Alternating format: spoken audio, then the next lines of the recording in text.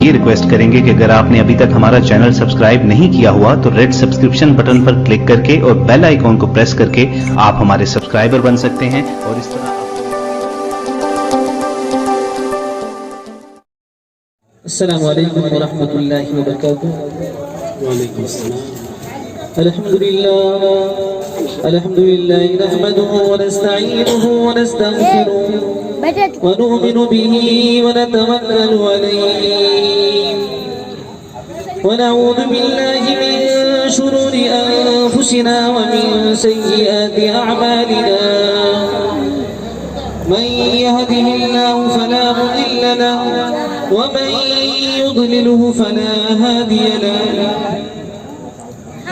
ونشهد أن لا إله إلا الله وحده لا شريك له ونشهد أن محمدا عبده ورسوله أما بعد أعوذ بالله من الشيطان الرجيم بسم الله الرحمن الرحيم يا أيها الناس اتقوا ربكم الذي خلقكم من نفس واحدة وخلق منها زوجها وبث منهما رجالا كثيرا ونساء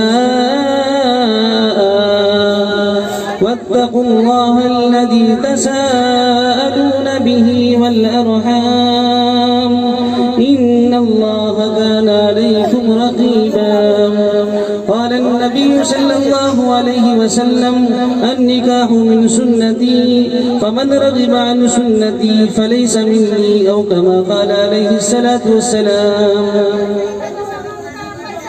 میرے محترم بزرگوں اور دوستوں اور میرے عزیز ساتھیوں، یہ مجلس ہم سب کی نظر میں ایک چھوٹی سی مجلس ہے، لیکن یہ اللہ تبارک و تعالیٰ کی نظر میں بے حد مقبول مجلس ہے.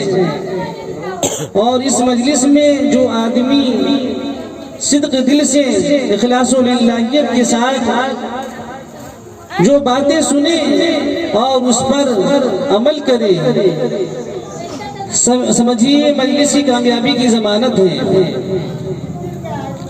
لیکن اب ساری رات مجلس کریں، ساری رات چلائیں اور اس کے بعد بالکل ہمارا اس پر عمل نہ ہو تو ہمارا یہاں بیٹھنا، آپ کا سننا اور ہمارا سنانا سب بیکار ہے. اس لیے انشاءاللہ جو بات کہی جائے گی ہم اس پر عمل کریں گے انشاءاللہ. اللہ تعالیٰ نے ہمیں اور آپ کو، ساری انسانیت کو اللہ تعالیٰ نے نکاح جیسا تحفہ عطا فرمایا. اللہ کو یہ دنیا کا نظام چلانا تھا تو اللہ تعالیٰ نے حضرت آدم علیہ نبینا علیہ السلام سے لے کر اور حضرت حوا سے لے کر یہ دنیا چلتی چلی آ رہی ہے. ہر زمانے میں نکاح ہوتا رہا ہے اور اللہ کے نبی جناب محمد رسول اللہ صلی اللہ علیہ وسلم نے فرمایا تم میں سب سے بہترین نکاح کرنے والا وہ ہے جس کی شادی میں، جس کے نکاح میں کم خرچ ہو. یعنی ہم شادی تو کر لیتے ہیں لیکن زیادہ خرچ کرتے ہیں، اور زیادہ خرچ کس طریقے سے کرتے ہیں؟ اگر ہمارے پاس استطاعت اور طاقت نہیں ہے تو ہم سودی بیاج لے کر شادی میں لگاتے ہیں اور شادی ہونے کو تو ہو جاتی ہے، لیکن شادی کے بعد ذہن کے اندر، دماغ کے اندر یہ ٹینشن لگا رہتا ہے جو ہم نے سود لیا، بیاج لیا، پھر اس کو کیسے ادا کریں گے؟ حالانکہ نکاح اتنا آسان اللہ کے نبی نے ہم لوگوں کو بتا دیا کہ جو نکاح بابرکت وہی نکاح ہو سکتا ہے جس نکاح کے اندر کم خرچ ہو، جس کے اندر کم نمائش ہو، کم دکھاوا ہو، بلکہ ہمیں دکھانا ہے تو اللہ کو دکھانا ہے. ہم اگر دکھانے کے لیے نکاح کریں گے یہ ہمارے لیے ایک عذاب بن جائے گا. اور اللہ تعالیٰ نے اس نکاح کے ذریعے سے جو مرد اور عورت ہے اللہ تعالیٰ نے دونوں کو ملنے کو حلال قرار دیا.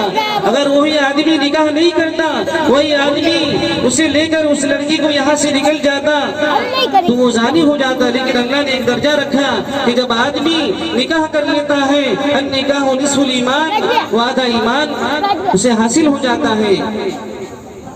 اور دیکھیے زمانے جاہلیت کے اندر جب ہم جاتے ہیں اور وہاں کے اوراق کو الٹاتے ہیں تو ہمارے سامنے بے شمار واقعات ایسے ہوتے ہیں کہ زمانے جاہلیت میں جب گھروں میں لڑکیاں پیدا ہوتی اس لڑکی کو زندہ دفن کر دیا جاتا.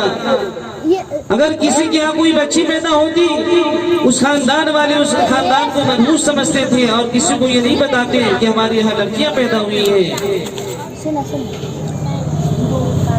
کوئی لڑکا پیدا ہو جاتا تو خوشی کے اندر مٹھائی تقسیم کرتے, لیکن لڑکی کے پیدا ہونے پر ناراضگی اور ذلت اپنے لیے محسوس کرتے.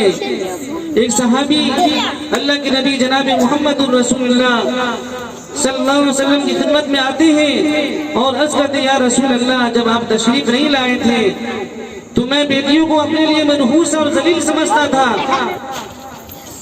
میں اپنے لیے بارے گرا اور بوجھ سمجھتا تھا, لیکن جب آپ دنیا میں تشریف لائے ہیں تو آج بھائی کی بیٹی بھی پیاری لگ رہی ہے. اے اللہ کے رسول یہ آپ کی رحمت اور برکت ہے.